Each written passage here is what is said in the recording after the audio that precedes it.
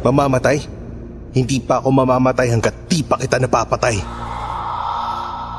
So paano mo nga maibabalik ang alaala ng nanay mo kung hindi siya magpapakita?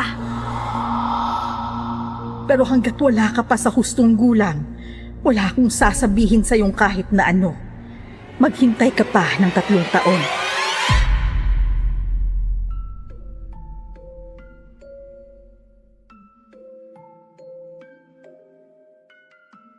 May mga pangyayari sa buhay na akala natin nangyayari lang sa mga pelikula o drama.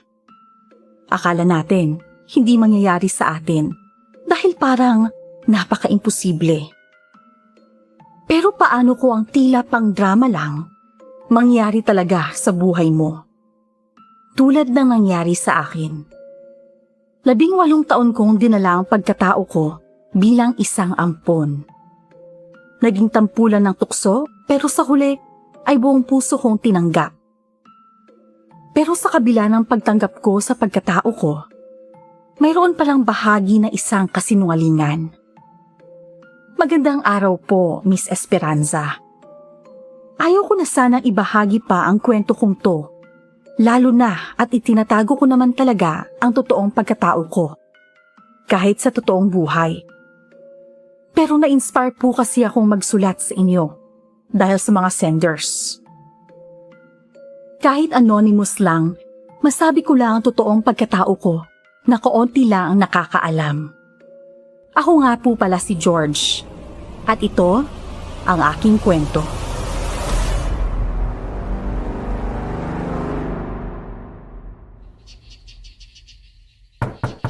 Ninang Sally!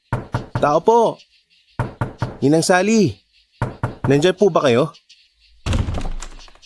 Oh, George! Napadalaw ka.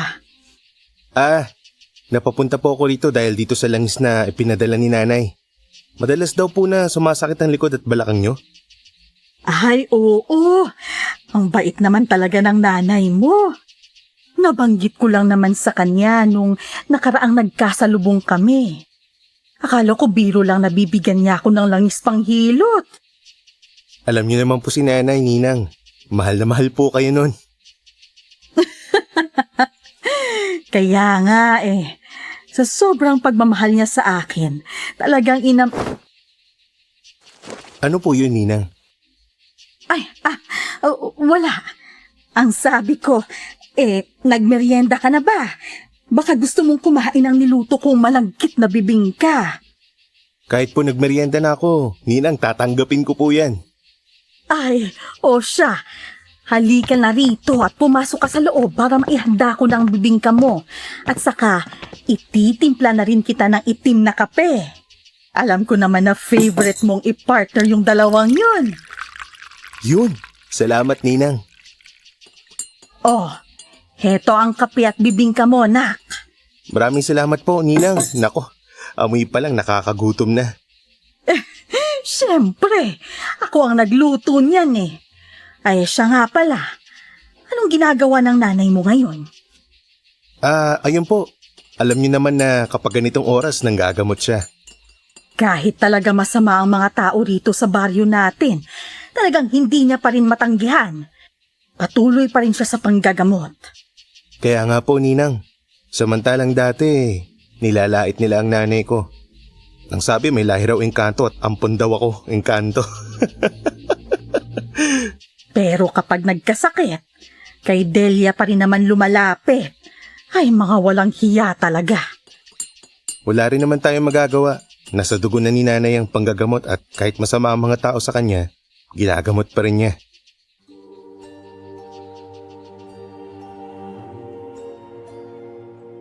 Nagpatuloy kami sa pagkukwentuhan habang kumakain ng merienda. Si Ninang Sally ay ang matalik na kaibigan ni nanay. Simula pa lang daw nung mga bata pa sila, magkaibigan na sila. Bagay na mahirap abutin lalo na ngayon. Bilib ako sa pagkakaibigan nila. Kahit na madalas nalaitin si nanay noon, nasa tabi pa rin niya si Ninang Sally. Si nanay kasi ay may mahaba at matutulis na tenga. Parang dahon ng itsura.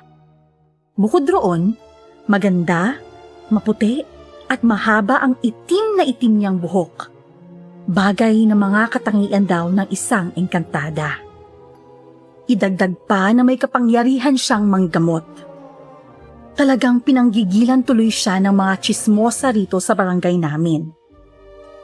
Ang nakapagtataka lang ay kung bakit kay nanay pa rin sila nagpapagamot kung engkanto pa lang tingin nila kay nanay. Mga plastic din. Pagkatapos kong magmerienda kila Ninang Sally, hindi agad ako nakauwi ng bahay dahil tinulungan ko pa siyang magbuhat ng mga paso ng kanyang halaman. Paggabi na nang makarating ako sa bahay. Pero nabigla ako nang makitang sobrang gulo ng bahay namin. Para bang dinaanan ng isang malaking ipo-ipo. Halos mawasak din ang mga dingding. Sobrang lakas ng kabog ng dibdib ko habang papasok ako sa loob ng bahay. Nakita ko ang mga nagkalat na mga gamit namin sa sahig. Gulong-gulo talaga ako. Hindi ko maintindihan kung paanong ganito kagulo ang bahay namin hanggang sa... Nasaan ang anak mo, Delia?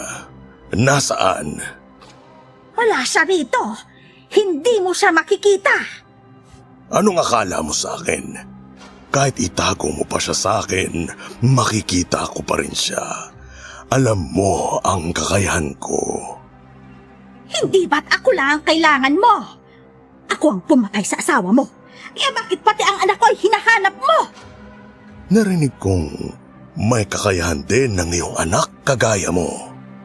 Anong kakayahan ang sinasabi mo? Ampun ko lang siya. Kaya paano niya mamanahin ang kakayahan ko? Oo, alam kong ampon mo lang siya. Pero base sa narinig ko, meron siyang kakaibang kakayahan. Kaya mo siya inampon, hindi ba? Wala. Wala siyang ganon. Sabihin mo sa akin, Delia.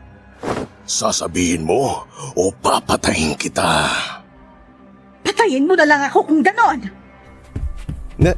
Nanay, ayos na po ba kayo? Sino pong kausap niyo dyan?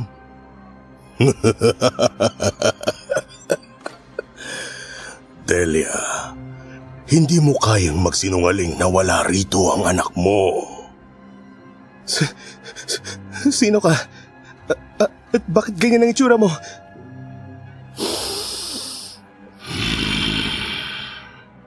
Naaamoy ko ang dugong nananalaytay sa dugo mo, bata. Pero masyado pang bahina ang kakayahan mo. Habang mahina ka pa, nararapat lang na mamatay ka na! George! Tumakas ka na! Umalis ka na rito! Pero Nay, hindi po. Bilisan mo na! Hindi siya makakaalis. Papatayin ko na siya! Lalapitan na sana ako ng malaking halimaw na nasa harapan ko pero kaagad siyang hinampas ni nanay ng buntot pagi. Doon ko lang napagtantong aswang pala ang nasa harapan ko. At mukhang malakas siya dahil para bang hindi siya tinablan ng buntot pagi kahit na lumapnos na iyon sa kanyang balat. Nilingon niya si nanay at hinarap ito. Muli siyang pinaghahampas ni nanay ng buntot pagi saka sinabuyan ng holy water. Hindi ko alam kung paano mo napatay ang asawa ko. Pero masasabi kong napakahina mong nilalang. George! Umalis ka na! Puntahan mo ng ninang mo at tumakas na kayo! Nay, hindi ko po magagawa yan. Ayoko, hindi kita iiwanan. Kailangan mo pang mabuhay, George! Pakiusap, umalis ka na! Nay, ayoko pong mamatay ka. Kung ayaw mong mamatay ako, umalis ka na at humingi ka ng tulong sa ninang mo. Pakiusap, George! Nanay! Bilisan mo na! Wala nang oras! Umiiyak na tumakas ako roon. Bagamat 15 anyos na ako at hindi na ganoon kabata, wala akong magawa kundi ang tumakas at magtungo sa bahay ni Ninang Sally para sabihin sa kanyang nangyari kay nanay. Sinabi kong tulungan namin si nanay. Pero imbis na balikan si nanay, hindi namin ginawa. Agad-agad na nag-impake si Ninang Sally at saka ako inaya paalis ng baryo. Kahit magpumilit man ako na ayaw kong sumama, wala akong nagawa.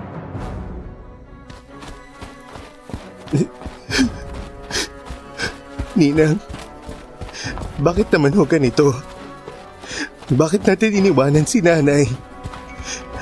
Paano kung buhay pa siya? Ninang, ang sabi niya manghingi ako ng tulong sa inyo pero hindi niyo siya tinulungan. Tumatakas na tayo parang duwag. George, alam ko ang nararamdaman mo. Maniwala ka sa akin na hindi ko rin gusto to. Gusto ko rin sanang iligtas ang nanay mo. Gusto ko rin sana na mabuhay siya pero matagal na naming napag-usapan ang bagay na to. Nasa oras na may ganitong mangyari, kailangan kitang kunin, ilayo at itago.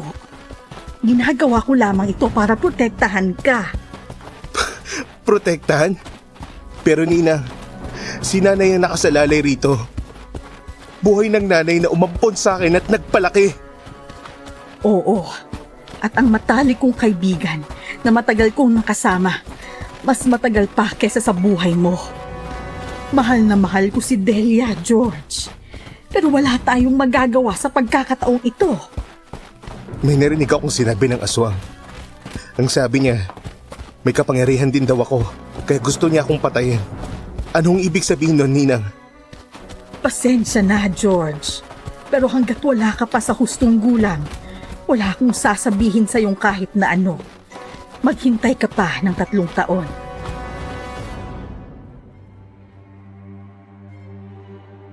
Naghintay ako ng 3 taon tulad ng sinabi ni Ninang Sally. Hindi madaling dalhin ang bigat sa dibdib ko sa 3 taon ng paghihintay na yon. Paulit-ulit kong sinisisi ang sarili ko. Natanga ako para hindi labanan ng aswang. Para iwan na lang si nanay sa kamay ng aswang na yon at mapatay siya. Pero kung babalikan ko ang lahat, kung sakaling lumaban ako sa aswang, siguradong hindi lang si nanay ang namatay, maging ako rin. At hindi ko na magagawa pang paghigantihan pa si nanay. Maligayang kaarawan, anak. Maraming salamat po, Ninang Sally. Sana ho, hindi na kayo nag-abala pa sa cake. Tayo lang naman 2 kakain eh. Yun na nga. Kaya nga ipinaghanda na kita para naman kahit na tayong 2 lang, may saysay pa rin ang kaarawan mo. Ninang Sally, kahit naman walang handa ngayong araw, excited naman po ako sa birthday ko. Alam niyo naman na po siguro yun kung bakit. Ay, George.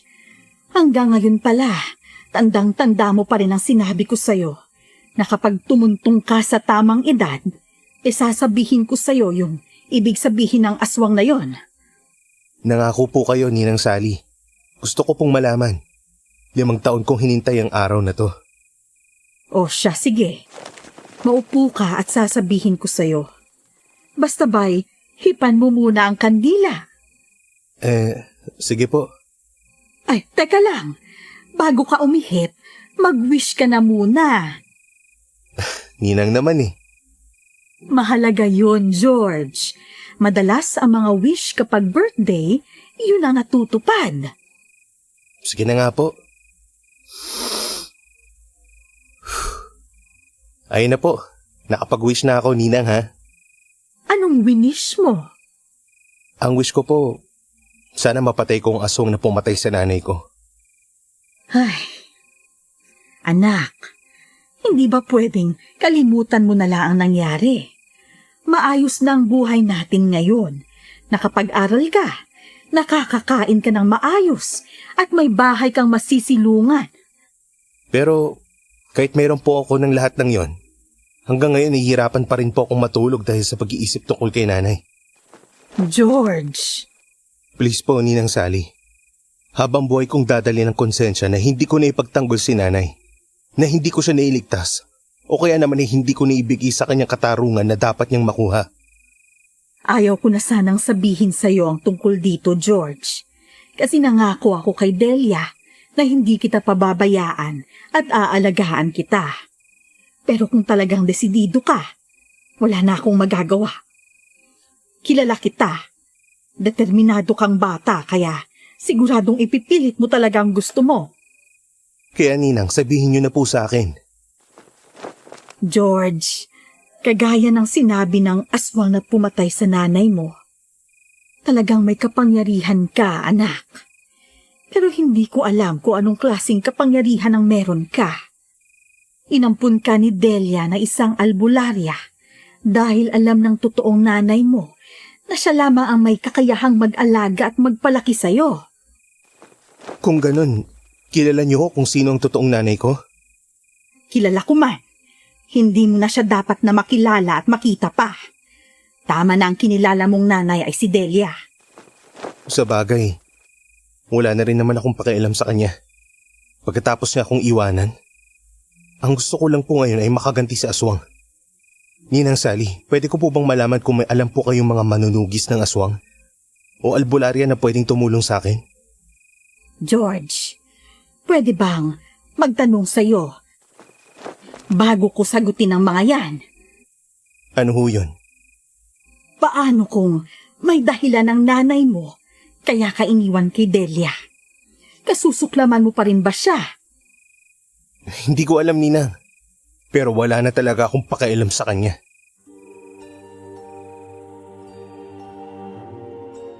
Hindi ko alam kung bakit. Pero may rumihistrong emosyon sa kanya na tila ba nasasaktan. Pero hindi ko yun masyadong inisip ng mga oras na yun. Sinabi ni Ninang Sally sa akin ang lahat ng mga dapat kong malaman patungkol sa mga kakilala niyang albularyo bukod kay nanay. May sinabi rin siya kung saan mahahanap ang ilang manunugis na aswang na pwedeng makatulong sa akin. Noong taong din yun, huminto ako sa pag-aaral para umalis sa bahay na 5 taon naming tinirahan ni Ninang Sally. Habang palabas ako, bitbit ang lahat ng gamit na dadalhin ko. Maraming huling paalala sa akin si Ninang Sally hanggang sa nasa tapat na kami ng pinto. Anak, sigurado ka na ba talaga sa desisyong to? Pwede ka pa namang umatras. Ninang, ngayon pa po ba ako aatras? Paalis na nga po ako eh. Gusto ko lang makasiguro. Basta, kung mahihirapan ka, bumalik ka lang rito at buong puso kitang tatanggapin. Alam ko po yun, Ninang. Mag-ingat po kayo rito ha. Tawagan niyo po ako kung may kailangan kayo. Ikaw rin. Araw-araw mo akong tatawagan ha. Maraming salamat po sa pag-aalaga sa akin, Ninang. Ngayong nasa tamang edad na ako, handa na akong ipaghiganti si nanay. Hindi ako titigil hanggat hindi ko napapatay ang aswang na pumaslang sa nanay ko.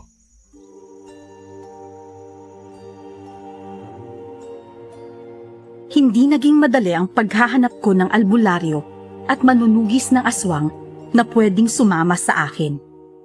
Sa tuwing sinasabi ko kung sino ang aswang na kakalabanin ko, agad silang umaatras. Hindi kasi basta-basta ang aswang na yun. Isa siyang hanagob. Isang haring aswang na higit na mas malakas kesa sa ibang uri ng aswang. Si nanay lang daw ang may kakayahang pumatay sa mga mas matataas na uri ng aswang. Kaya lang ay hindi rin niya kinaya. Habang naghahanap ng sasama sa akin, pinag-aralan ko ang kapangyarihang mayroon si nanay. Siyempre, hindi kagaya ni nanay na natural ang kakayahan.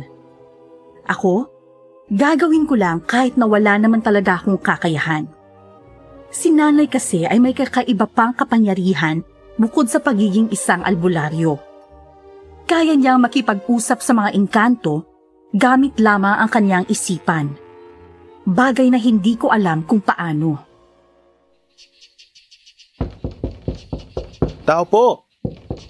May tao po ba riyan? Sino ka? Anong kailangan mo? Magandang hapon po. Ako po si George, anak ng albularyang si Delia. Pwede ko hubang malaman kung dito nakatira si... Ikaw pala yung anak ni Delia na gustong magpatulong sa pagpatay sa aswang na pumatay sa kanya. Mukhang nabalitaan na ng lahat ang ginagawa ko. Oo, dahil mukhang desperado ka talagang ipaghiganti ang nanay mo. Kahit sino naman, di ba? Hindi lahat may determinasyon at tapang kagaya mo. Gusto ko ang ganyan. Gusto ko yung mga matatapang. Mawalang galang na pero ikaw ba si Wendy? Oo, ako nga. Gusto mo bang pag-usapan kung paano natin tatapusin ang hanagop na yun? Teka, ang ibig bang sabihin yan pumapayag ka? Oo. Ayaw mo ba? Siyempre gusto ko. Sa dami kong pinuntahang albularyo at manunugis, ikaw pa lang ang pumayag. Kung ganun, pumasok ka sa loob at pag-usapan natin. Pasensya ka na at wala akong may aalok sa'yo.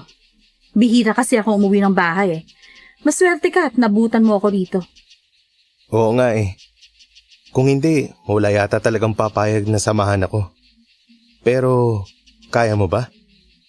Ano? Hindi naman sa minamaliit kita ha, pero kasi babae ka at saka baka... Hindi porke babae ako, hindi ko na kaya. Huwag mo akong masyadong minamaliit at baka patumbahin kita ngayon din. Sorry, nagtatanong lang naman. Hindi naman kita minamaliit. Mabuti at nagkaunawan tayo. Nga pala, hindi basta-basta ang bayad sa akin. Sa lahat kasi ng kinalaban kong aswang, wala pang hindi ko napatay. Handa ka bang magbayad? Oo naman. Pero pwede bang hulugan? Kasi 18 pa lang ako. Kaunti pa lang yung ipon ko mula sa baon ko at saka mga sideline ko noon. Walang problema. Basta hindi mo ako tatakasan. Dahil lagot ka sa akin kung tatakasan mo ako. Pangako, hindi kita tatakasan. O siya, sige. Maupo ka na riyan. At pag-usapan natin ang plano.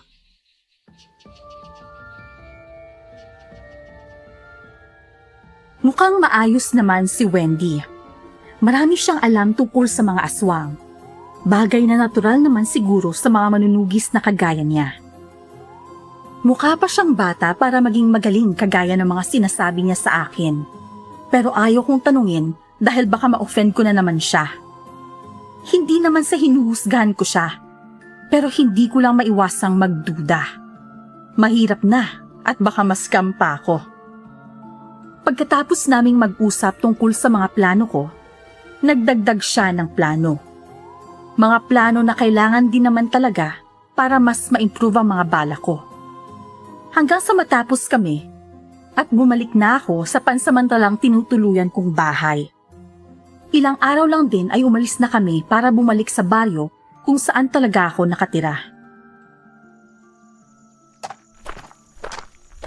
Grabe, hindi ka talaga bumalik dito ng 5 taon? Sobrang luma at wasak na oh. Hindi na tayo pwedeng manatili rito. Pwede yan. Madali lang namang ayusin ang pinto at maglilinis na lang ako. Isa pa, mukhang walang nagtangkap pumasok dito o kumuha ng gamit. Nandito pa ang lahat. Ito ang huling nadatnan ko bago ako umalis. Siguradong alam ng mga kapitbahay kung ano ang nangyari sa lugar na to. Alam din naman nila na albularyo ang nanay mo, di ba? Oo, alam nila. Madalas nga siyang tuksoin bilang engkanto. Ganun nga ang sinabi sa akin ng tatay ko. Matulis at mahaba raw kasi ang tenga niya. Kilala ng tatay mo ang nanay ko? Sino bang hindi nakakakilala sa nanay mo? Batikan yun eh. Mula pagkabata ko, idol ko na siya. Kaya pala sumama ka sa akin dahil idol mo ang nanay ko, no? Medyo. Pero naawa rin ako sa'yo. Kasi walang gustong sumama sa'yo. Maraming salamat talaga at sinamahan mo ko. Nako, ayaw ko sa lahat ay ang drama. Hindi naman ako sumama sa'yo kung walang bayad eh. Ang mabuti pa, kung gusto mong dito tayo matulog, magsimula na tayong maglinis ng bahay. Mukhang aabutin tayo ng dilim eh. Oo nga, halika na at mag-umpisa na tayo.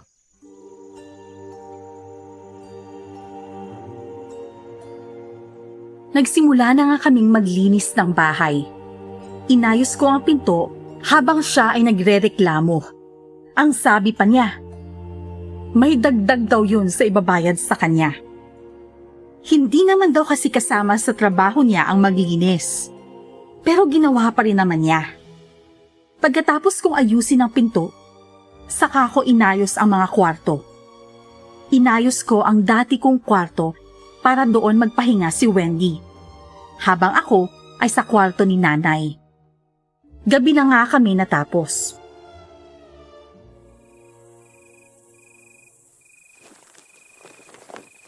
Ay, salamat. Natatapos din tayo sa pag-aayos at paglilinis. Ewan ko nga ba. Tamad na tamad akong maglinis ng sarili kong bahay. Pero tong bahay mo, nilinis ko. Swerte mo, ah. Maraming salamat talaga sa pagtulong, Wendy. O eto, alam kong pagod na pagod ka kaya kumain ka muna. Talagang kakain ako, no? Kahit pa hindi ako kumakain ng talbos ng kamoting kahoy. Sa sobrang gutom ko, kakain ako. Pasensya ka na talaga at yan lang ang maibibigay ko sa'yo ngayon. Wala eh, ayan lang ang nakita kong meron dito sa bahay. Mabuti nga tinubuan pa ng talbos yung likod bahay eh. Tapos anong gagawin dito? Wala man lang ba kahit bagoong isda? Siyempre meron. Nakahingi nga ako sa kapitbahay namin dito. Nagkakwentuhan pa nga kami kanina. Mabuti na lang talaga at mabait. Binigyan pa ako ng kalamansi at saka kanin.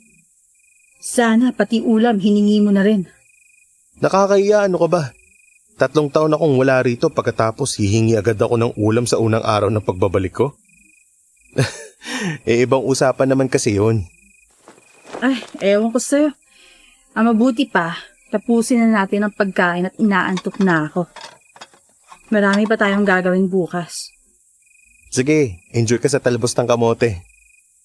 In fairness, masarap siya.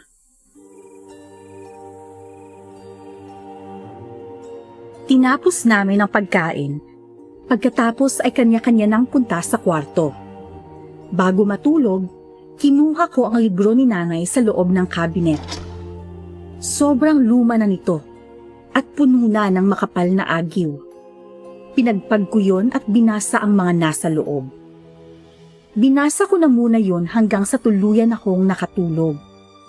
Sa sumunod na araw, pinakita ko kay Wendy ang libro dahil may ilang mga nakasulat doon na hindi ko maintindihan, lalo na yung mga halaman. Mabuti na lang at may konting alam si Wendy. Itong mga parting to, maghahanap tayo ng albularyo na kayang magbasa. Nakasulat sa ibang lengguwahe, kaya hindi natin kayang pag-aralan. Bakit kayo nakasulat pa sa ibang lengguwahe? Abay, malay ko.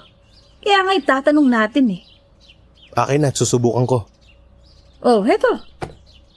Kaya kong basahin ng mga yan. Naririnig ko si Nanay noon kapag iniensayo niya ang mga salitang yan. Yun naman pala eh. Eh di wala tayong problema pagdating dyan. Sa ngayon, unahin nating mangalap ng mga pangontra sa aswang. Hindi basta-basta ang kakalabanin natin. Kaya dapat na handang-handa tayo. Ano bang mga pangontra ang kailangan natin?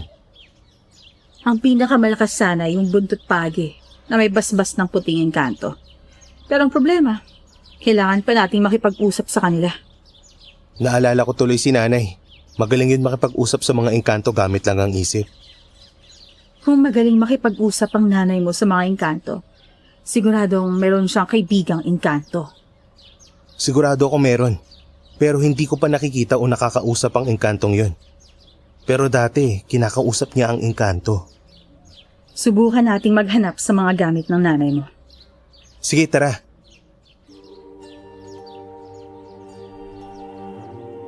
Matapos naming mag-almusal, naghalungkat kami sa mga gamit ni Nanay. Doon ay nakita ko ang dating ipinapasuot sa akin ni Nanay na proteksyon. Kaagad kong sinuot ang kwintas na proteksyon habang patuloy sa paghahanap. Tingnan mo kung anong nakita ko. Buntot pagi! Tignan mo, may basbas ng engkanto to? Oo, ramdam at amoy ko ang kapangyarihang ginamit ng engkanto rito. Kung ganon, e-dissolve na ang isa nating problema. Kaya nga eh. Heto. Itong lahat ng nasa kahon ay puro panlaban sa aswang. May kampilan, pangil ng kidlat, at kung ano-ano pa. Ang galing. At nandito pa lahat kahit hindi mo binisita ng ilang taon. Nako, sino naman kayang kukuha niyan, di ba? Sa bagay. O tara, maglagay na tayo ng asin at bawang sa paligid, lalo na sa mga bintana. Ginawa nga namin ang lahat ng alam naming gawin para mas lalong maging protektado kami sa pinunong aswang. Alam ko kasi na darating din ang aswang na yun para patayin ako. Alam kong may kung ano sa akin na hindi ko pa nadidiskubre, pero hindi ko pa rin nasasabi kay Wendy. Kinagabihan, matapos maghapunan ay nakatulog kami agad. Pero hindi ko inaasahan na sa gitna ng mahimbing kong tulog, nagising ako nang dahil sa malakas na pagyugyog sa akin. George! George, gumising ka! Bakit, Wendy? May paparating na aswang. Naamoy ko siya. Bilisan mo at maghanda tayo sa pagdating niya. Ano? Teka, sa kalagitnaan ng gabi? Siya ba yung hanagob? Parang siya nga. Dahil malakas na uri ng aswang naaamoy ko, sobrang sangsang. Sige, mukhang naramdaman na niyang nagbalik na ako rito. Anong ibig mo sabihin? Alam mong pupuntahan ka niya rito? Oo, alam ko. Bakit? Paano? Una pa lang, gusto na niya akong patayin kasabay ng pagpatay niya kay nanay. Ipaliwanag mo sa akin yan mamaya. Sa ngayon, kailangan na muna natin siyang paalisin. Paalisin? Bakit hindi na lang natin siya patayin kaagad? Kung gusto ka na niyang patayin dahil sa anak ka ni Delia, hindi na siya mag-aatubiling balikan ka pa rito. Dahil wala ka na dapat silbi. Pero mukhang meron. Mukhang banta ka sa kanya.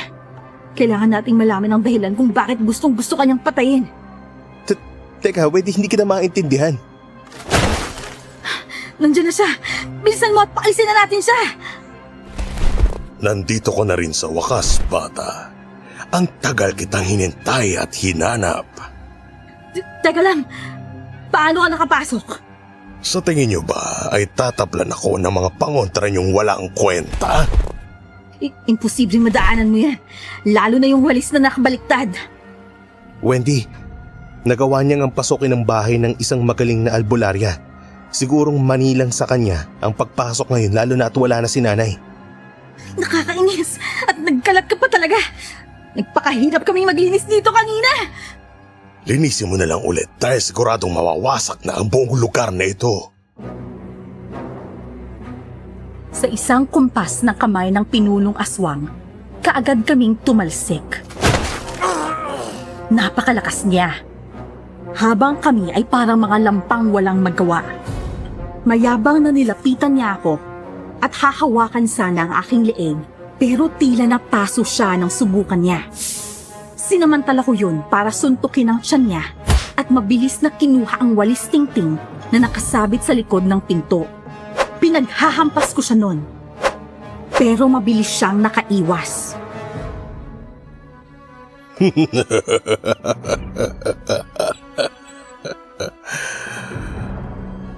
taong kitang hinantay. Akala ko'y nagpalakas ka na, pero parang wala pa rin pala. Isa ka pa rin walang kwentang lampa. Hindi ako walang kwentang lampa. Naiinis ako sa paraan ng pang-iinsulto niya. Kaya naman, nagmadali ako at sinugod siya ng walis. Sa likod ko naman ay si Wendy, na ngayon ay kumuha na ng kampilan para ipanglaban sa aswang. Nasugatan niya ang aswang sa may braso, pero nakita naming naghilom lang din ang sugat na yun. Nasaan na yung mabisang nakuha natin kanina? Wendy, bilisan mo at ako na muna ang bahala sa kanya.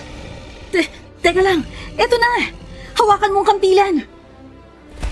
Ang tapang mo talagang bata ka. Kasing tapang mo ang nanay mo. Yun nga lang, wala kang kapangyarihan tulad niya. Agad kong iniharap sa kanya ang kampilan. Papasok na sana si Wendy sa kwarto niya, pero ginamitan siya ng aswang ng kapangyarihan niya at tumalsik si Wendy. Nabigla ako nang tumama ang ulo niya sa isang upuan at mabilis siyang nawalan ng malay. Wendy!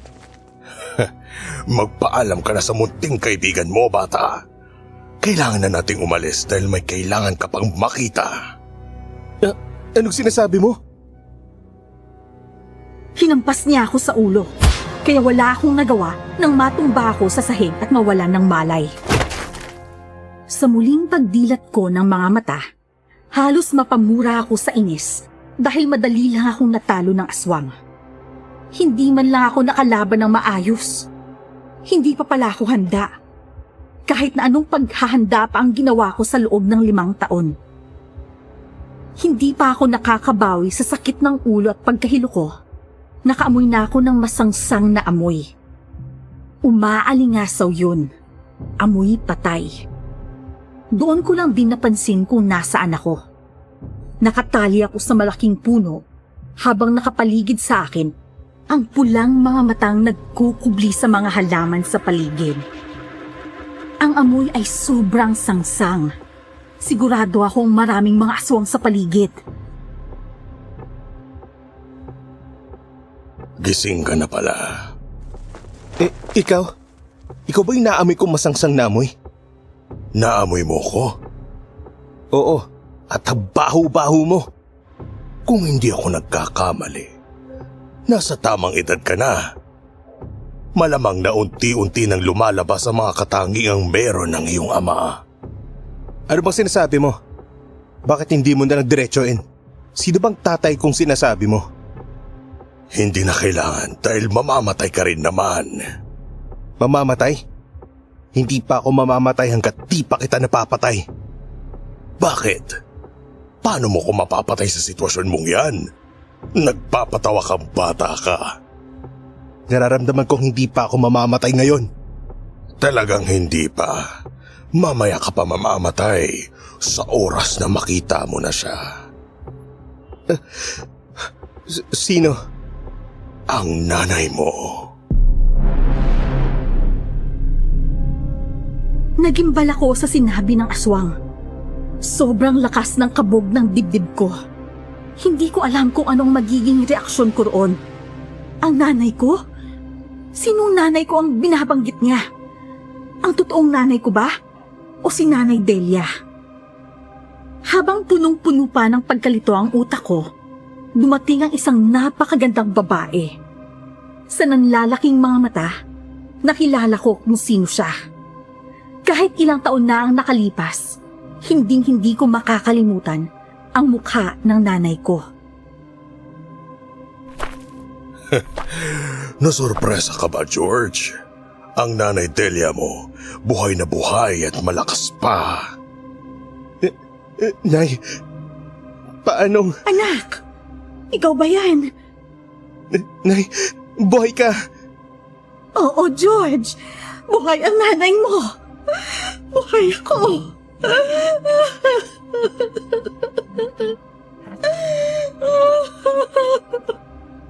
Nanay Delia, akala po namin patay na po kayo. Akala ko...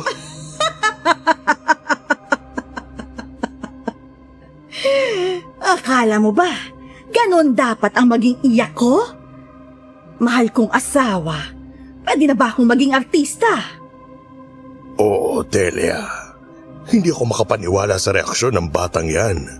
Dapat pinaiyak mo na muna siya. Tignan mo at patulo na ang mga luha sa kanyang mga mata. Pasensya ka na kung pinasabi kita, George. Totoong ako nga ang umampun sa'yo. Pero hindi ako ang nanay mo. Matagal nang patay ang albularyang si Delia. Ako na ngayon ang asawa ng pinunong aswang.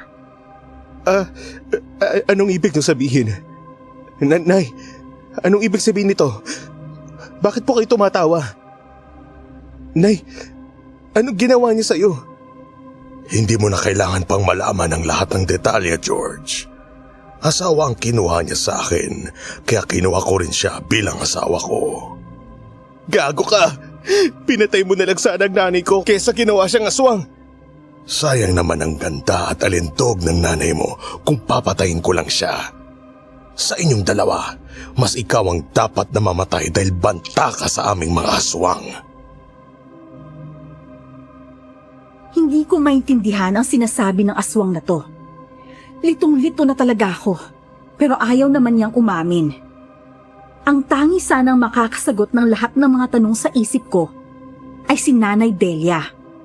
Pero sa ngayon, wala akong magagawa dahil hindi niya ako pinapanigan. Nag-aapoy ang galit sa aking dibdib habang pinagmamasdan ng mga aswang na kinakalagan ako ng pagkakatali. Ni hindi ako nag-abalang magtanong kung bakit nila ako kinalagan. Dahil lumilipad ang isip ko sa mga tanong na nananatili sa isip ko. Magpaalam ka na sa Nanay Delia mo, George. Ay, hindi. Dahil magiging parte ka na niya. Pinasasabik mo na naman ako, mahal kong asawa. Kumakalam na ang sikmura ko. Gutom na ako. Kung ganon, ipapakain mo pala ako sa nanay ko? Hindi naman pwedeng patayin lang kita basta-basta. Mas maiging ipakain kita sa asawa ko. Ang kainin kanya ay mas lalong magpapadagdag sa kanyang lakas. Kailangan niya ng lakas para mas maging karapat-dapat siya bilang asawa ko. Delia, kainin mo na siya. Inihagis ako ng mga aswang sa lupa at sa pagkakataong yun, biglang nagbago ang itsura ni Nanay Delia. Ang dating magandang mukha nito ay napalitan ng pagiging pangit. Nagmukha siyang aswang. Halika, anak! Halika kay nanay! Hindi ikaw ang nanay ko. Hindi ikaw yan. Akmang susugurin na sana niya ako para kainin. Pero hindi ko alam kung paano nangyari. Pumikit ako ng mariin at iniharang ko ang mga braso ko sa sarili ko. Inaasahan kong masusugatan na ako. Pero ang naramdaman ko ay napakalakas na puwersa ng hangin kasunod ng marahas na pagbagsak. Pagmulat ko ng mga mata ko, nakita ko si Nanay Delia na tumilapon malayo sa akin. Delia, anong nangyari? George! Tumayo ka na! Bilisan mo! Wendy, paano ka nakarating dito? Mamaya na tayo mag-usap. Kailangan na natin makatakas dito. Sige, tara na.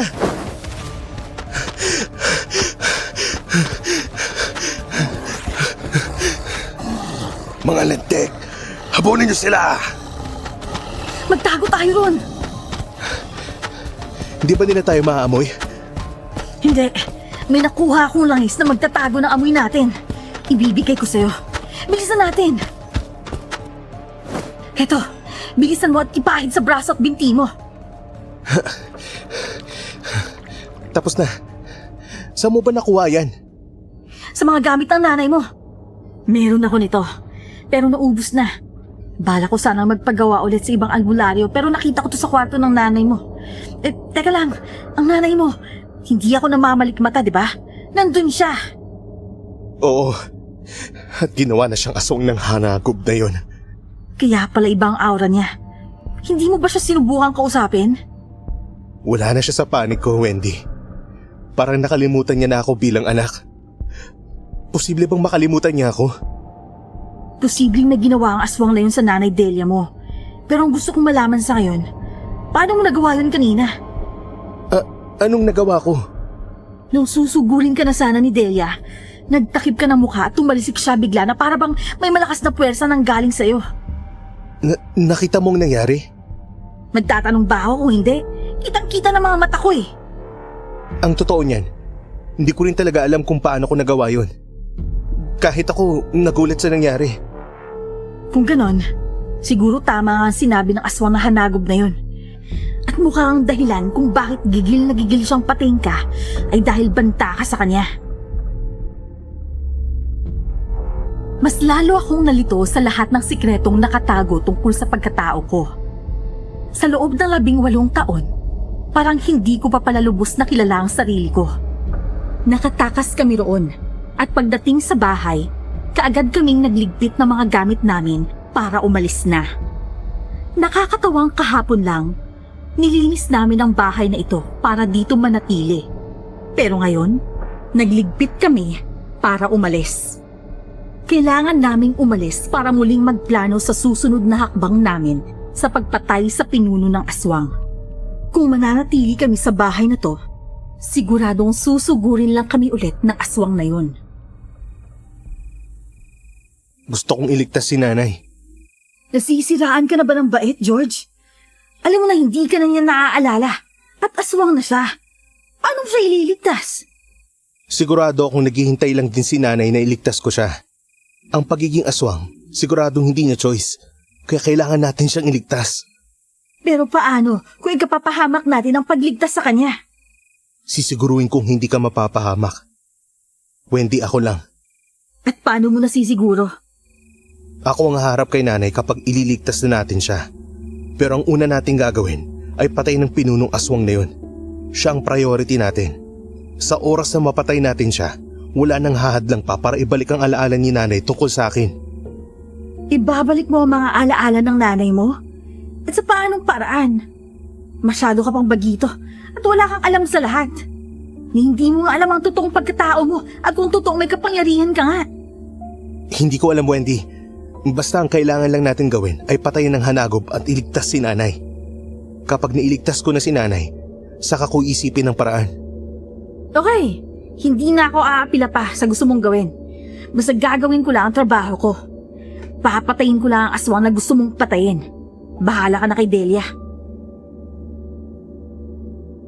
Naiinis na ini-zipper ni Wendy ang malaking bag niya at saka tumayo. Inirapan niya pa ako bago siya nagtungo sa kwarto kung saan siya natutulog. Hindi ito ang inaasahan ko.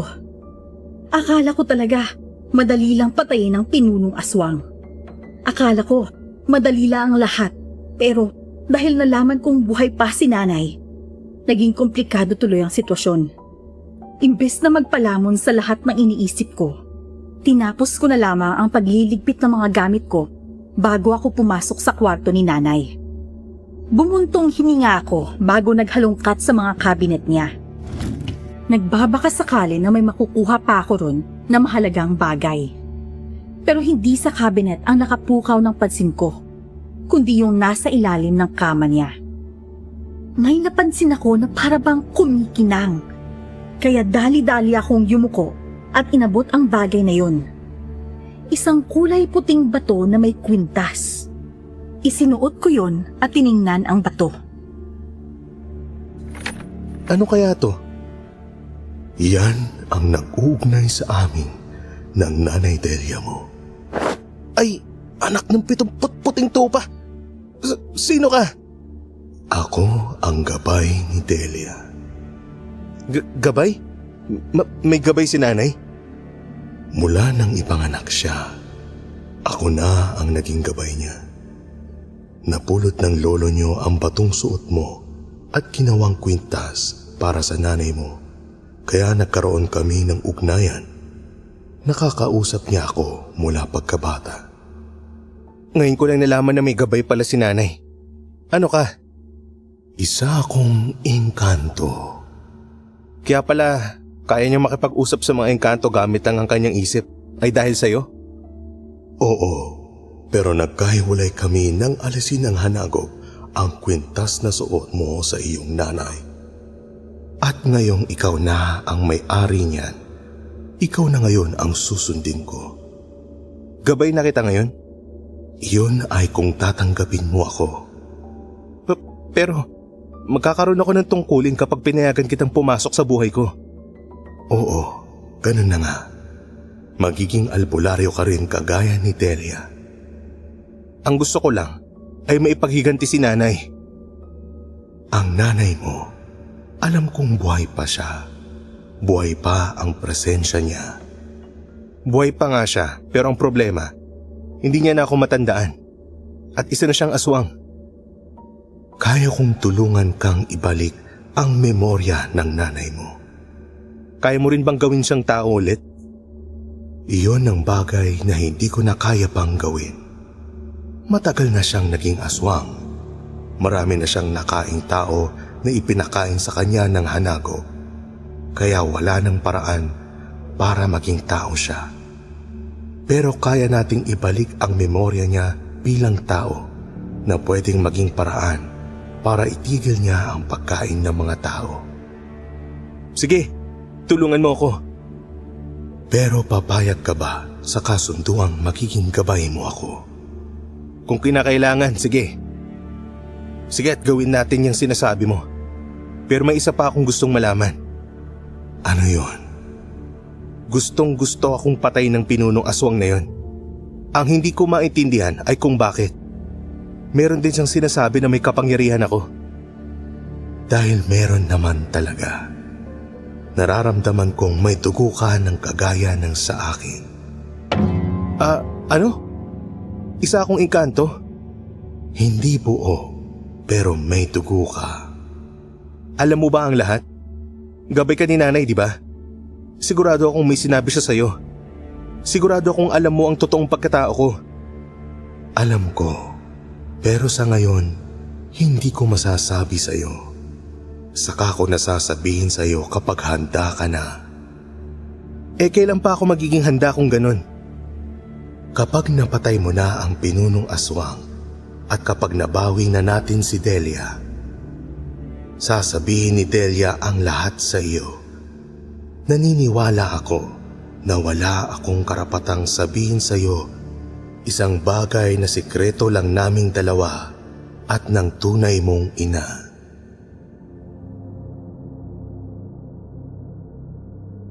Pagkatapos niyang sabihin yon, bigla na lamang siyang naglaho. Natatarantang hinanap siya ng mga mata ko, pero wala na talaga siya. Hindi ako makapaniwala. May lahi akong engkanto? Bago pa man ako makapag-isip ng tama, biglang bumukas ang pinto at nagtatakang bumungad sa akin si Wendy. Huy, anong nangyayari sa'yo? Nagsasalita ka na lang mag-isa. Hindi ako nagsasalita mag-isa. May kausap ako kanina, nawala na lang siya bigla. Eh di nagsasalita ka nga talaga mag-isa. Hindi nga. Teka, ipapaliwanag ko. Nakita ko tong kwintas ni nanay na may lamang engkanto. At yung engkanto na yon ay ang gabay ni nanay. Siya ang kausap ko kanina. Eh kung ganun, nasa na siya? Hindi ko alam. Baka ayaw niyang magpakita sa iba. At ano namang napag-usapan niyo? Sinimulan kong ikwento kay Wendy ang lahat ng napag-usapan namin ng engkanto. At mukhang naniwala naman siya kaagad. Wala naman akong dapat na ipagsinungaling sa kanya, lalo na at siya lang naman ang makakatulong sa akin sa sitwasyong ito. Kung ganun, tutulungan tayo ng engkantong dating gabay ng nanay mo, na ngayon ay nakikipagkasundo na ikaw ang papalit sa kanya. Tama ba? Oo, tama ang lahat ng yan, Wendy. E di yung swerte pala natin na nahanap mo ang kwintas na yan. Sa wakas, hindi na tayo mahihirapan. Kailangan din kasi talaga natin ang gabay ng isang malakas na puting engkanto para mapatay ang pinunong aswang na yun. Kaya lang, bigla siyang nawala. Ayos lang yan. Huwag kang makakausap mo lang siya kapag kayo lang. Sigurado akong magpapakita rin siya ulit sa'yo. Sa ngayon, umalis na tayo bago pa tayo matuntun ng aswang. Doon na muna tayo sa kabilang baryo, sa bahay ko. Pero medyo malayo yun. Oo, mas malayo, mas mabuti. Para hindi tayo matuntun kaagad. Kung sa bagay, tama ka. Halika.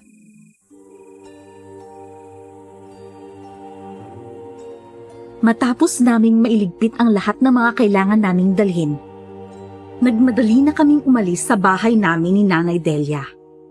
Nalungkot ako sa pag-alis namin. Inakala ko kasi na magkakaroon pa ako ng sapat na oras para mas manatili pa sa bahay na kinalakihan ko. Pero hindi ganon ang nangyari. Halos madaling araw na nang dumating kami sa bahay ni Wendy. Iisa lang ang kwarto doon, kaya sa sala ako natulog. Ayos lang naman yun sa akin. Kinabukasan, kaagad kaming nagplano. Sa pagkakataong ito, mas metikuloso ang bawat detalye. Nakausap ko na rin ang engkanto, pero sa isip ko lang siya nakakausap. Kagaya kung paano kinakausap ni nanay ang engkantong gabay niya noon. Ang sabi sa akin ng engkanto, basta't kahit na anong mangyari, Huwag na huwag ko raw ipapakita sa aswang ang kwintas dahil pwede raw itong mapigtas at mawalan din kami ng koneksyon. Inakala ng aswang na nasira niya ang kwintas na to noon. Ang hindi niya inaasahan ay nakaligtas ito. Napapasbasan ko na sa engkanto itong anting-anting. Isuot mo na. Maraming salamat. Sa wakas, nagkaroon na rin ako ng ganitong klaseng gabay. Hindi mo alam kung gaano kalaking tulong to sa akin na isang manunugis ng aswang. Mas lumalakas ka ba kapag may anting-anting na may basbas ng puting engkanto? Hindi naman sa mas lumalakas ako, pero nagkakaroon ako ng proteksyon. Hindi ako kayang labanan basta-basta dahil may parang baluti ako. Ah, ganun ba? Swerte mo pala at nakilala mo ako. Ay nako, mas maswerte sana ako kung ang nanay Delia mong nakilala ko. Sino ka ba? Anak ka lang niya. Oo nga. Isang karangalan talaga na makilala ang nanay ko na isang batikang albularya. Huwag kang mag-alala. Makikilala mo rin siya kapag sumugod na tayo ron, mamaya. Aswang naman na siya. Huwag ka nang malungkot. Kahit naman aswang na siya, pwede pa rin niyang maalala ang pagiging tao niya at kung paano siya nagpagaling ng maraming tao noon. Dahil tutulungan tayong ibalik ang alaala niya. Ano kaya ang mangyayari sa oras na maibalik na ang alaala ng nanay mo? Hindi ko rin alam. Ayaw ko na munang isipin yan sa ngayon. Ang mabuti pa, umalis na tayo. Gustong-gusto ko nang makaharap muli ang aswang na yun. Parang kumpara nung nakaraan, mas matapang kayata ngayon ah. Siyempre, dahil handa na ako ngayon. Kaagad kaming umalis para pumunta sa lugar kung saan ako dinala ng pinunong aswang. Pero katulad ng inaasahan, wala na sila doon. Alam namin na lilipat sila dahil alam nilang babalik kami. Kaya ang ginawa namin, sinundan namin ang amoy ng mga aswang. Pareho na kami ngayon ni Wendy na nakakaamoy ng amoy ng aswang. At habang naglalakad kami sa kagubatan para hanapin kung saan ang bagong kuta ng mga yun, bigla akong natawa sa naisip.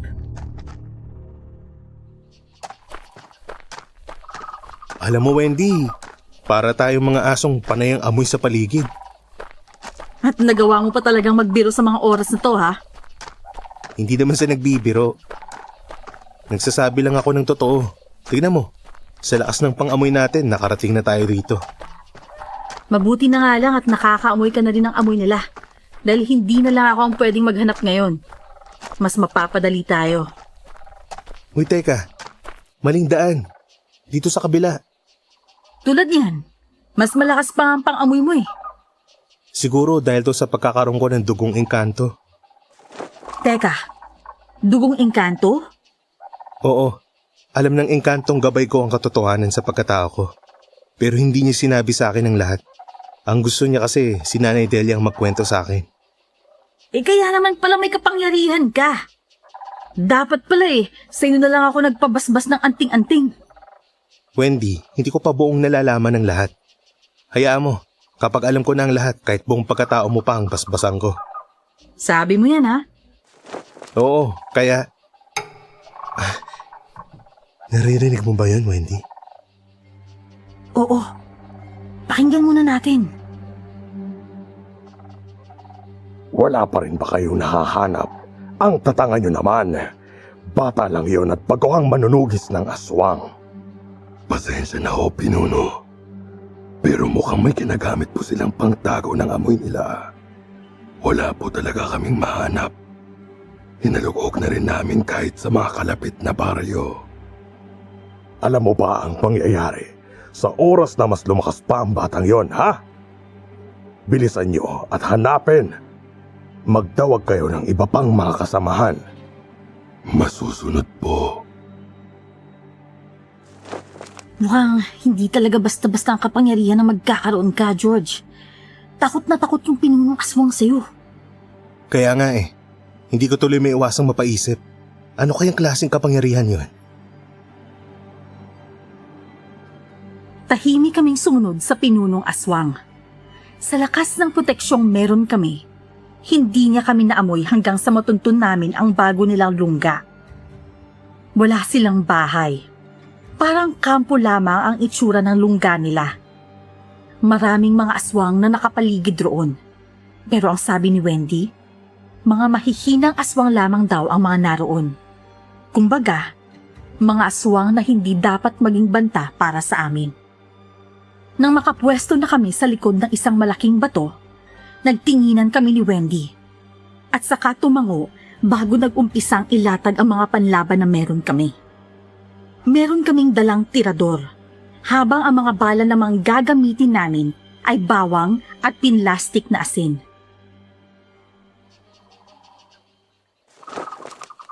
Doon ako titira sa kaliwa at sa kanan ka naman. Sige, mag-umpisa na tayo para madaling matapos to. Yun! Sapol! Huwag kang maingay yan. Tirahin lang natin ang tirahin ng mga aswang hanggang sa maubo sila.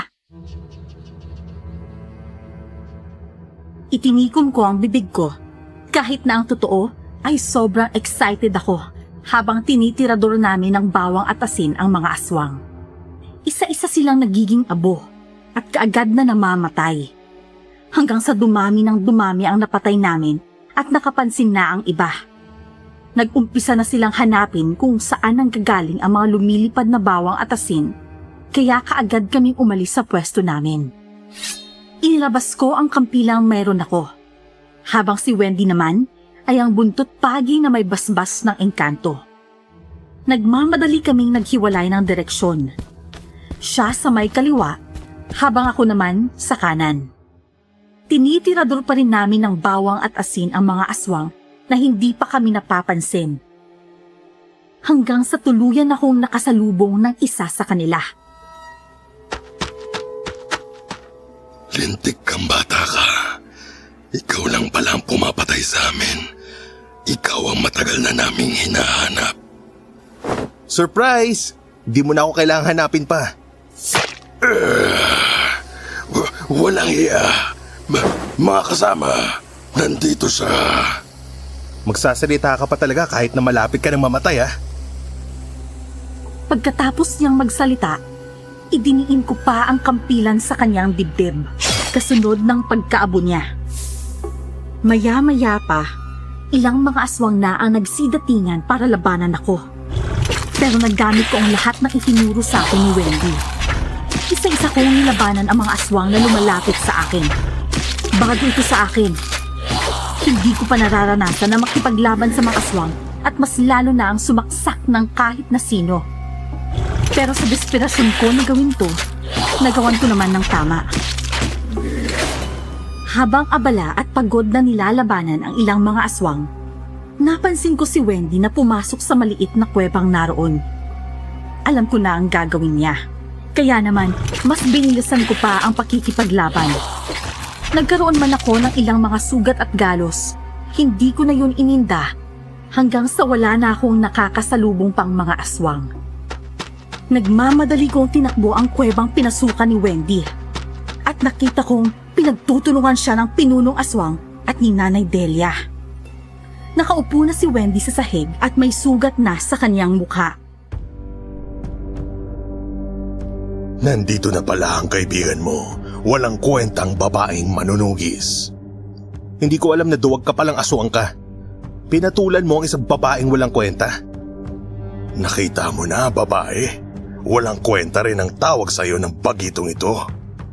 Bagito man ako, alam ko naman na natatakot ka sa akin. Natatakot? At paano mo naman naisip na takot ako sa'yo? Hindi ba? Mali ba ako? Kung maging malakas ka pa, baka matakot pa ako sa'yo. Pero alam ko namang wala ka pang lakas para labanan ako.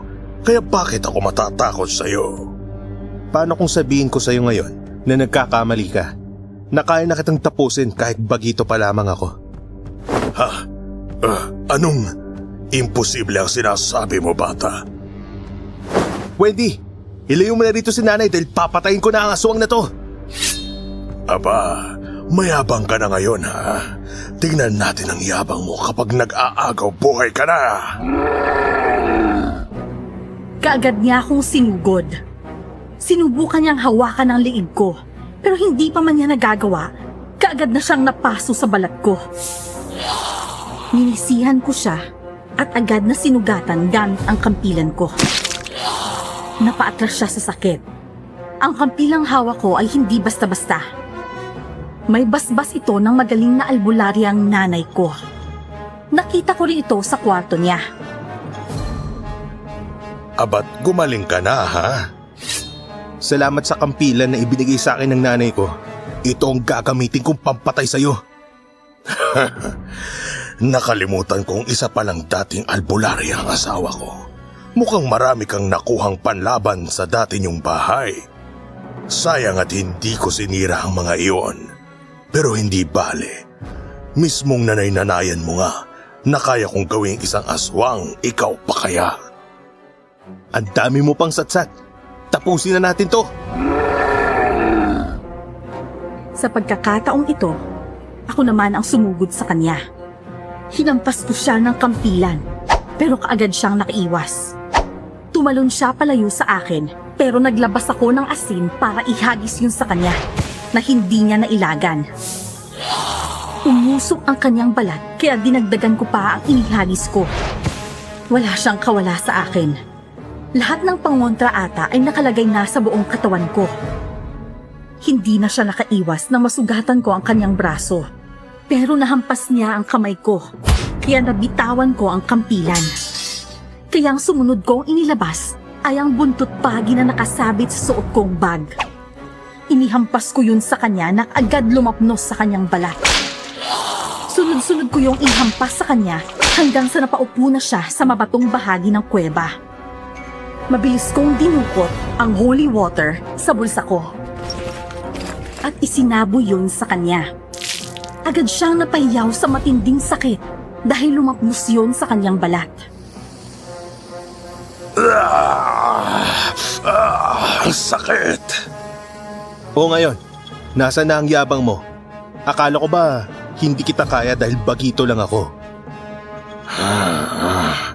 Hanggang dito ka lang. Hindi mo talaga ako kayang patayin. Ang sakit!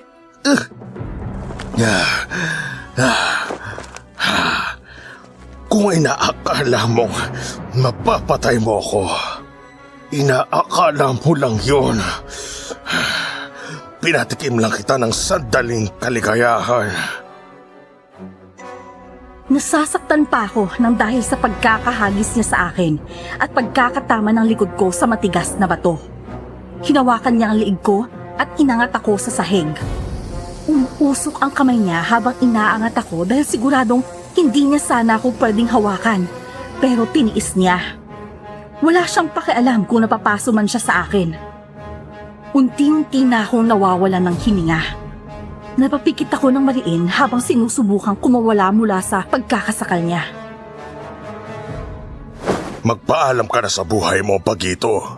Kung patuloy ka lasanang nagtago, hindi ka sana mamamatay ng ganito kaaga. Hindi ako mamamatay. Sa pagkakataong ito, siya naman ang naihagis ko. Kumpara sa pagkakahagis niya sa akin, mas malakas ang nagawa ko sa kanya. Hindi na siya halos makatayo. Umubo na siya ng dugo, habang ako naman ay sinusubukang tumayo mula sa sahig. Kahit masakit ang katawan, pilit akong bumangon at kinuha ang kampilan sa sahig. Saka ako lumapit sa kanya, na ngayon ay hirap na. Tapos na ang paghahari mo, Hanagob.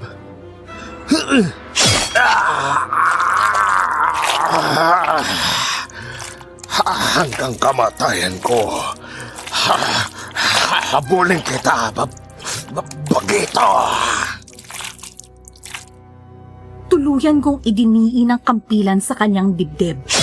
At alam kong natamaan ko na ang kanyang puso. Wala na siyang nagawa hanggang sa lagutan siya ng hininga at unti-unting maging abo. Kasunod ng malakas na pag-ihip ng malakas na hangin. Hinihingal na hinugot ko ang kampilan mula sa dibdib ng Hanagob bago ako tuluyang lumayo at saka hinanap sila Wendy at Nanay Delia. Pagkalabas ko ng kuweba, agad nakita ng mga mata ko si Wendy at ang walang malay na si Nanay Delia. sa tapat ng isang malaking puno. Nakagapos ito. George! Anong nangyari? Napatay mo ba yung hanagob? Mukhang magigising ng nanay mo. Oo, napatay ko na siya. Hindi ko akalain na mapapatay mo siya. Bala ko na sanang puntahan ka sa loob eh. Hindi naging madali. Ang dami mong sugat. Mamaya na natin isipin ang mga sugat na natamo ko. Kailangan ko nang ibalik ang alaala ni nanay. Ikaw ang magbabalik? Gamit ang gabay kong puting engkanto. Paano? Sa akin lang daw siya magpapakita. Naririnig ko lang ang boses niya sa isip ko. Ah, ang galing pala kung ganun. So paano mo nga maibabalik ang alaala ng nanay mo kung hindi siya magpapakita? Ako ang gagawa. Okay, sige, bilisan mo na bago pa siya magising. Lumuhod ako sa harap ni nanay. Narinig kong sinabihan ako ng engkanto na hawakan si nanay at saka ako pumikit. Nanatili akong ganun hanggang sa marinig kong mag-umpisa nang magsalita ang engkanto sa isip ko. Ngunit habang binibigkas ko ang mga salita, naramdaman kong bahagyang gumalaw si nanay at biglang nagsalita si Wendy. Kaya napamulat ako ng mga mata at halos mapabitiw ako sa kamay niya kung hindi lang ako pinigilan ng engkanto. George! George, ang nanay Delia mo! Tingnan mo siya! Nag-iiba ang itsura niya! Bakit ganito? Bakit tumatanda ang itsura ni nanay? Malay ko sa'yo! Ikaw ang nakakausap ng engkanto! Pero wala namang sinasabi sa akin ng engkanto tungkol dito. Ibang napag-usapan namin kaysa sa nangyayari kay nanay ngayon. Kausapin mo siya! Tanungin mo siya kung bakit nangyayari to sa nanay mo! Tumigil na siya sa pagsasalita. George! Anak ko! Nay, natatandaan niyo po ba ako? Oo, anak. Pasensya ka na kung hindi kita kaagad natandaan. Nay, wala po kayong kasalanan sa nangyari. Hindi niyo po kasalanan na sa aking mga hanagop na yon. Anak, hindi natatagal pa ang buhay ko. Kung namatay na ang hanagop, mamamatay na rin ako. Dahil sa kanya ko kinukuha ang buhay ko. Pero Nay, pakiusap. Gagawin ko ng paraan. Ibabalik kita sa dating pagiging tao. Pakiusap. Huwag mo muna akong iiwanan. Makinig kang maigi. Ang totoong nanay mo. Bumalik ka sa kanya, anak. Nay, ayoko na po ng ibang nanay. Ikaw lang ang nanay ko. Mahal na mahal ka ng nanay mo. Mahal na mahal ka ni Sally. Kaya ibinigay ka niya sa akin. Nay, anong ibig niyong sabihin? Si Ninang Sally po ang totoong nanay ko? Oo, anak. Siya nga.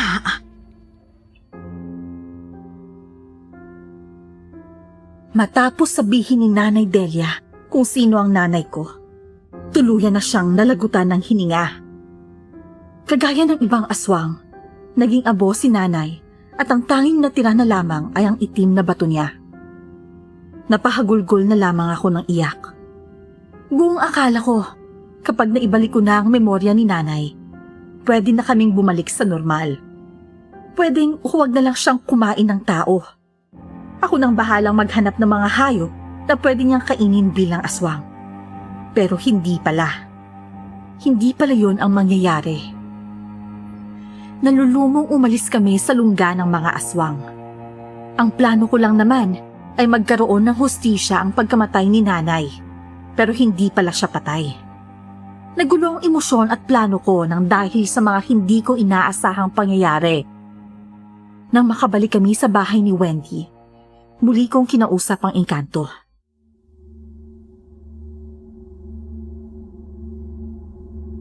Ang sabi mo, pwede nating maibalik ang alaala ni nanay. Pero bakit siya namatay? Kagaya ng sinabi ni Delia bago siya pumanaw, kumukuha na lang siya ng buhay sa hanagop na iyon. Pwedeng napatay na siya ng hanagop at binigyang buhay na lamang siya noon. Hindi ako sigurado noong una. Pasensya ka na, George. Pero kung sa bagay, kung nabuhay pa rin siya, mahihirapan siyang mabuhay bilang isang aswang na hindi kumakain ng tao, lalo na at nakakain na siya. Oo, George. Isipin mo na lang ang maaring nangyari sa kanya. Mas mabuti na ang lagay niya ngayon. Makakapagpahinga na si Delia. Nakapagpasya na ako. Susundan ko ang yapak ni Nanay Delia. Tama ang desisyon mong yan, George. Mas marami kang matutulungang mga nangangailangang tao. Naniniwala ako riyan at tutulungan kita. Maraming salamat. Ngayon, pwede ko bang malaman ang totoong pangalan mo? George, handa ng hapunan. Sige, palabas na ako.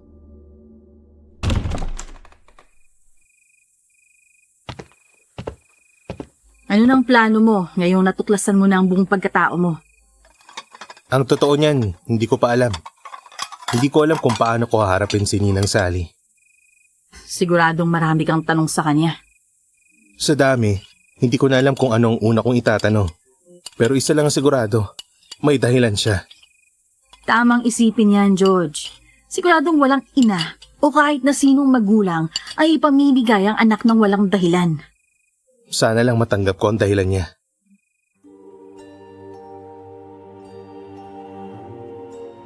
Isa sa bumagabag sa isip ko nung gabing yon ay ang katotohanan sa relasyon namin ni Ninang Sally. Sa totoo lang, hindi ko talaga inasahan na siya ang totoo kong nanay. Bagamat magaan ang loob ko sa kanya, ni sa hinagap ay hindi ko talaga naisip. Sa sumunod na araw, kaagad akong nagligpit ng mga gamit ko para umalis na sa bahay ni Wendy at umuwi na sa baryo kung saan nakatira si Ninang Sally.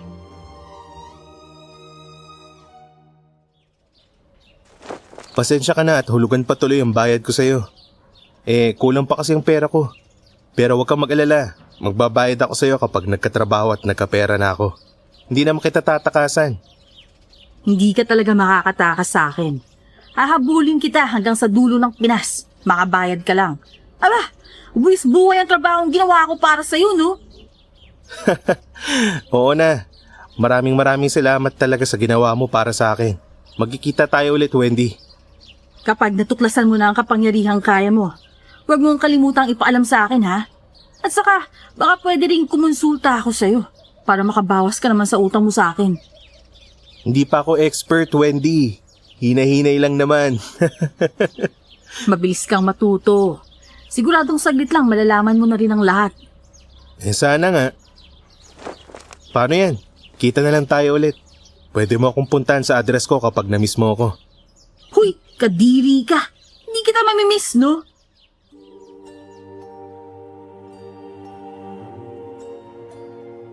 Tinawanan ko na lamang si Wendy bago ako tuluyang nagpaalam at umalis sa bahay niya.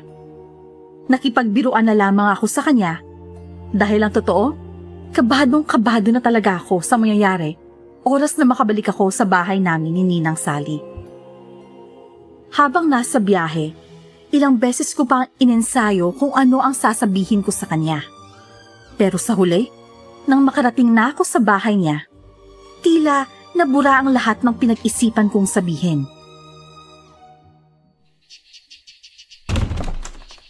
George! Diyos ko po! Sa wakas ay nakabalik ka na rin! Salamat sa Diyos at nakabalik ka ng buhay at maayos! Oo nga po, Ninang. Pasensya na ho. Pasensya na ho kayo at hindi ako nakatawag at nakapag-text man lang sa inyo. Nako, ang totoo nga niyan. Talagang nag-alala ako sa'yo ng husto. Natakot ako na baka may nangyari ng masama sa'yo. Ano ba talagang nangyari at bakit hindi ka nagparamdam sa akin habang wala ka? Napatay mo na ba yung aswang na pumatay kay Delia? Marami po akong ikukwento sa inyo. Sa loob ko na lang po sasabihin. Ay, mabuti pa nga. O halika, pumasok ka. Maghahanda ako ng makakain para sa'yo. Salamat ho, Ninang. Hindi ako makapaniwala na pwedeng maging aswang ang isang magaling na albularya. Hindi rin po ako makapaniwala, Ninang. Hanggang ngayon, parang panaginip lang po ang lahat. Pero ang importante, ligtas ka at napakawalan mo na si Delia mula sa sumpa ng hanagob na yon. Napakagaling mo, anak. Kahit hindi ka tunay na anak ni Delia, tila naman na mo ang galing niya bilang albularya. Hindi man ako galing kay Nanay Delia na isang albularya. Alam ko naman po na hindi basta-basta ang pinagmulan ko. Ano? Anong ibig mong sabihin, George? May nalaman ka ba habang nakikipaglaban ka sa hanagob? Opo, Ninang. Alam ko na po kung sino ang tatay ko. George, anak.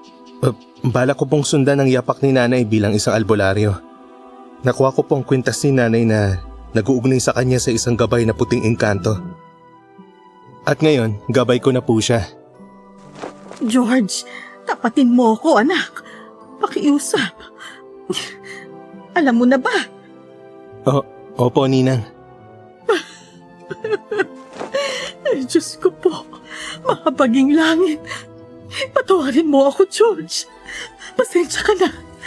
Pasensya ka na kung itinago namin sa'yo na Nanay Delia mo. Patawarin mo sana ako. Ninang Sally, hindi po madaling tanggapin ang tungkol sa ganitong bagay pero gusto ko pong malaman ang dahilan mo. Anak, umibig ako sa isang engkanto. Kaibigan ni Delia ang engkantong yon. Noong una, akala ko tao siya, kaya nang ligawan niya ako. Sinagot ko. Tutol si Delia sa amin, pero hindi ako bumitiw hanggang sa mabuntis ako ng iyong ama. Nasaan na siya? Nasaan ang tatay kong engkanto? Wala na siya, George. Napatay siya ng isang malakas na aswang matapos niya tayong protektahan. Kaya ibinigay kita kay Delia. Dahil si Delia lang ang may kakayang protektahan ka noong maliit ka pa. Hindi kita kayang alagaan. Lalo na't kakaiba ka. Si Delia, marami siyang alam tungkol sa mga engkanto. Bakit hindi niyo nalang pinaalam sa akin noon kung ganon? Bakit pinatagal niyo pa? Dahil natakot akong kamuhian mo ako sa ginawa kong pamimigay sa'yo. Pasensya ka na, George. Pasensya ka na. Pasensya ka na sa ginawa ko.